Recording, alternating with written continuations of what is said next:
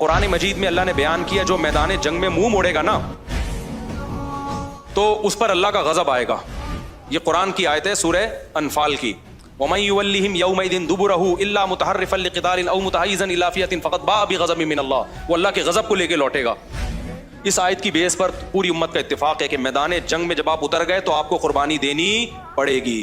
جان کے خوف سے آپ بھاگ نہیں سکتے. لیکن دوسری طرف فقہاء نے اس آیت کی تفسیر میں لکھا ہے کہ اگر آپ کو یقین ہے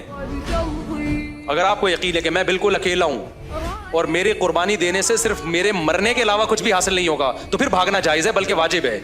کیونکہ پھر آپ کے نقصان سے آپ کی قوم کا نقصان ہے. ایک مجاہد کم ہو جائے گا, ایک فوجی کم ہو جائے گا. ایسے موقع پہ کیا, کیونکہ یہ جان بچانے کے لیے بھاگنا نہیں ہے بلکہ اپنی آرمی کو, اپنے جو فوج ہے اس کو کمزور ہونے سے بچانے کے لیے بھاگنا ہے. سمجھ میں آ رہی ہے بات کہ نہیں آ رہی ہے؟ لہذا میدان جنگ میں کوئی اکیلا رہ گیا ہے نا اگر, اور قرآن نے بھی اس کا ذکر کیا متحیزاً الی فئۃ, کہ اپنے جو لوگ ہیں نا ان کی چھاؤں لینے کے لیے بھاگ رہے اگر تو پھر جائز ہے. کیونکہ پھر اکیلا رہنے میں آپ کتنے لوگوں کا نقصان کر دو گے.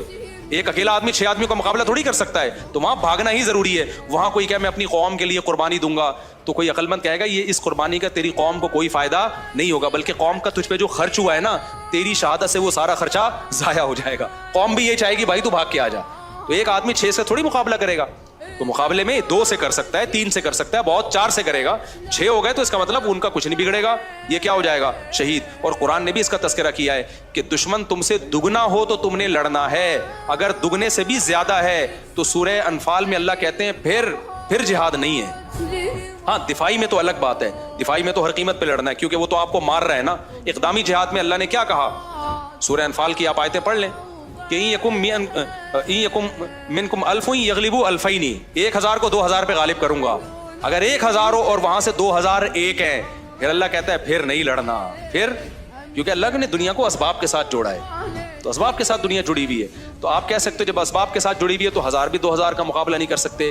بھائی وہ اللہ کے لیے نہیں لڑ رہے, وہ دنیا کے لیے لڑ رہے ہیں. اور آپ کس کے لیے لڑ رہے ہو, اللہ کے لیے. تو تقوی کا بھی آپ کو فائدہ ہوگا لیکن دنیاوی اسباب بھی اختیار کرنے ہیں. تو ان کے مقابلے میں آپ کی قوت آدھی ہے تو آپ لڑو گے آدھے اسباب سے اور آدھے کس سے, جو اللہ کے نام پہ لڑ رہے ہو تو اس نام کا فائدہ ہوگا.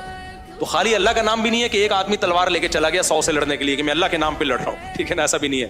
اور ایسا بھی نہیں ہے کہ جب تک 100 ان جیسے نہ ہو آپ لڑ نہیں سکتے, نہ پھر اسلام کا کیا فائدہ. تو قرآن نے بڑی بیلنس بات کر دی کہ آدھے ہو دشمن کے مقابلے میں تو لڑنا پڑے گا. تو یہ صرف دشمن کے مقابلے میں نہیں ہے, ہر جگہ یہ اصول اپلائی ہوتا ہے کہ آپ اپنے سے زیادہ طاقتور سے پنگا لیں جب کم سے کم آپ میں اور اس میں 50 اور 1 اور 2 کا ریشو.